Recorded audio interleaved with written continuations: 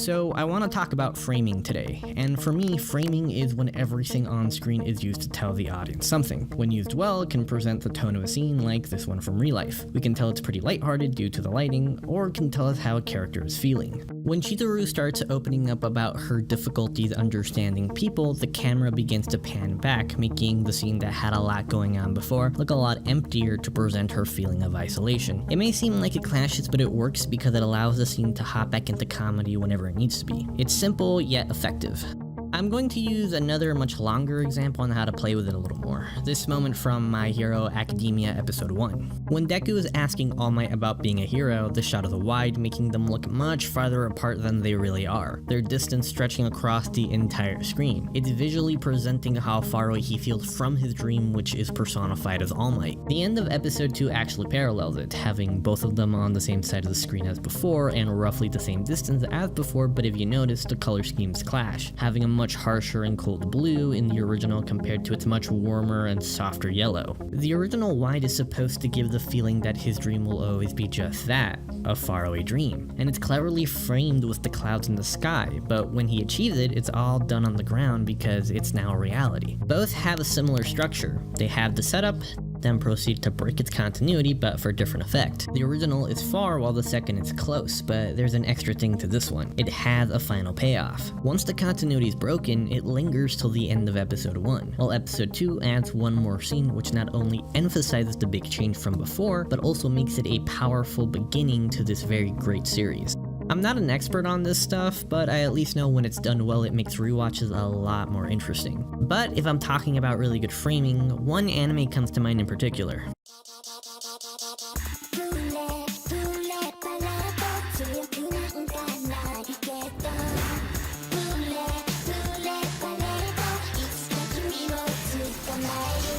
Yeah, Toradora.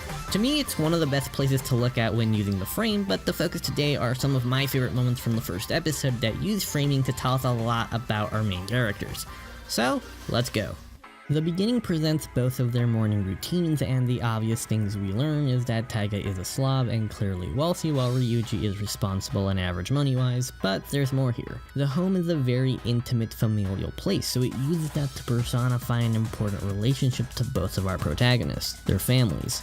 Ryuji is really close to his mom, and it's conveyed with how cramped the setting is and how tight most of the shots are, even using a fisheye effect to elongate the view at certain points. His house is super small and tight, like his family. Taiga, on the other hand, all we see is her room, presented in a wide diagonal to make it look bigger than Ryuji's place, but it's very vacant, telling us that her family is very absent and that we won't see them. Throughout the entire anime, Yasuko is a constant to Ryuji, even appearing in and after the opening, both very clearly supporting each other. She works all night to earn money while Ryuji is self-sufficient. He cooks, cleans, and shops. It humorously reverses the child-parent dynamic while solidifying their relationship. Taiga's family barely appears, and whenever they are even mentioned, it's never positive. たとえ離れてても心のどこかでもっとこうクソじじいって言ってるでしょ This distance between them is even the reason why she has a hard time getting close to others. If she can't even trust her family, how can she trust strangers? Continuing on, something important to Ryuji is his image. Hinted in the beginning and confirmed on his walk to school, he cares about what the students think of him. How else can that be presented? How about having most of his shots full of students, and when he doesn't worry about that, make the frame less busy or clear of them, like when he's in the office where the staff knows him, with Kitamura his best friend, and when he meets Minorin. And by this point in the episode, you may have noticed something.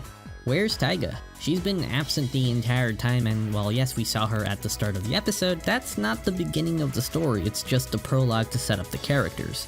When it actually begins, it's all done from Ryuji's perspective, so the moment he sees her for the first time, we do as well. And while it took 2.5 minutes to explain his relationship with the setting, hers is done in only 39 seconds. In general, there is more to unpack with Ryuji, so his setup is much longer, going from the morning routine to school, while hers is pretty simple. At home, her family isn't there, and for the school, in those 39 seconds we learn Taiga has a reputation, she lives up to it, oh, and she doesn't care about it. And what's really cool is that the rules set up in Ryuji's introduction actually carry over to her. He cares about what the students think of him, so his frame is full of them. She doesn't, so hers keep them at a minimum to none. The difference between them is so clear that it can be conveyed with a simple camera pan, and as the scene continues, we see the rules still used and even emphasized by having a parallel shot structure, starting with Taiga and her best friend, then a solo shot of her, followed by a solo shot of Ryuji, then one with his best friend, and it ends with him gazing at students from afar, so that means Taiga's does as well. Similar shots that feel completely different and describe our leads very well. And this is pretty accurate. Over the course of the anime, his image changes to the point where no one is scared of him, but it's very slow, while hers stays the exact same. She's known as the Palm Top Tiger at the beginning and end of the story.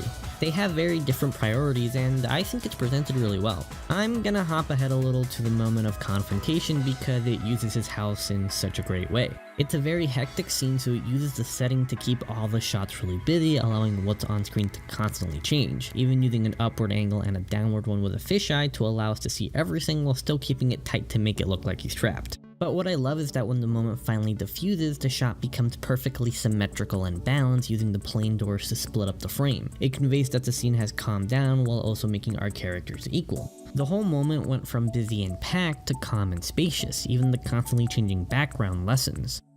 It's hard to notice since one comes after another, but when you put them side by side, it's very clear. And while everything slowed down, the setting is still being used. As Taiga begins to soften, the blue curtains begin to invade the frame.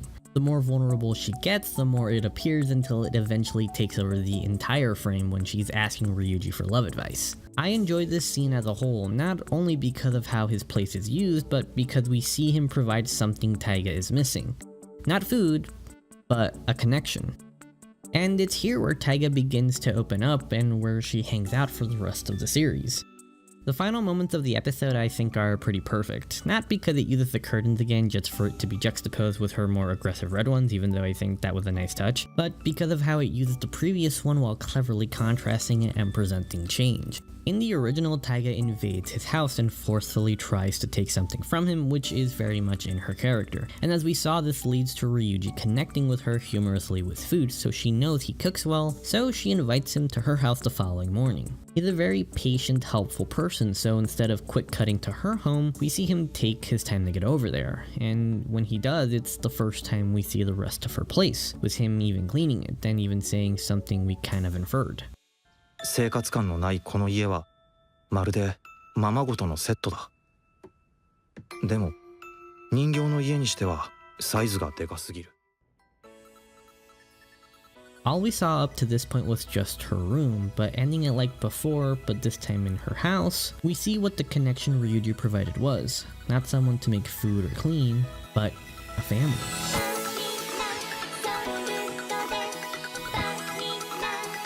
Toradora is my second favorite anime of all time, and if you haven't seen it, it's the best romance drama ever. And it turns 10 in October, so now's the perfect time to check it out. If you hit the end of the video, I always appreciate that, and if you enjoyed it, check out my last videos. And as always, bye guys, thanks for watching, and I hope to see you in the next one.